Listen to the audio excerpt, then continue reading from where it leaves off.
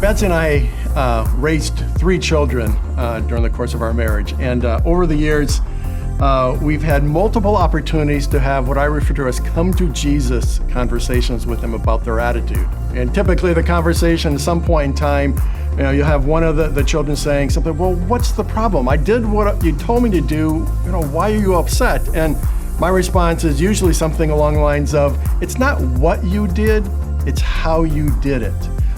You need an attitude adjustment. Have you ever had a conversation like that with your kids? Or do you recall maybe sometime in your past where someone had a conversation like that with you? Well, this past weekend in the services, we learned that James had a come to Jesus conversation with the people that he was writing to in his letter. But instead of talking to them or challenging them about their attitude, he was really confronting them about their money, how they used it. And it was interesting, he really spoke to them in harsh terms. In fact, he refers to them as rich people. And then he says, you will weep and wail because of the misery that is coming on you. I mean, he was pretty intense about the consequences of their actions. Now, it's really kind of hard to quantify what James meant when he says rich people. We really don't know if, there really wasn't a dollar level that was being referred to there. But what we clearly understand from James is that it wasn't about the money or about the fact that they had money that was a problem. It was how they used it. In fact, James identifies 4 very specific problems with the people and their use of money. One is that they wasted money on stuff. In fact, he uses the word hoard, that they just accumulate stuff. He also said that they withheld wages from laborers. So they had workers they just weren't paying. So part of their wealth was because they weren't paying what they owed the workers and laborers that worked for them.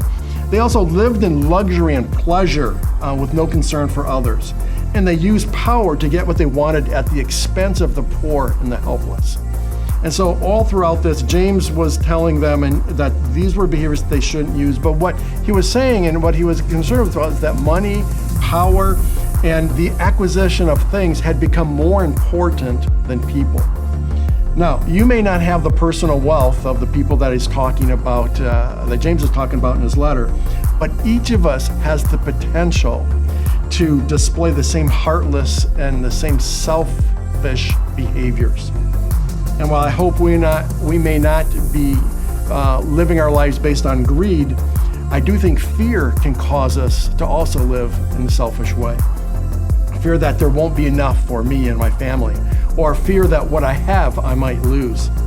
Now, in the midst of these challenging days, let's not forget who we are. We're followers of Jesus. And as Christ followers, we're called to give ourselves away. I'm reminded of the words of Jesus himself in Matthew 16, whoever wants to be my disciple must deny themselves and take up their cross and follow me. My prayer is that you take these words to heart and that you use all of your resources, your money, your time, your talents, everything, and they use it for the benefit of others for the advancement of God's kingdom here on earth.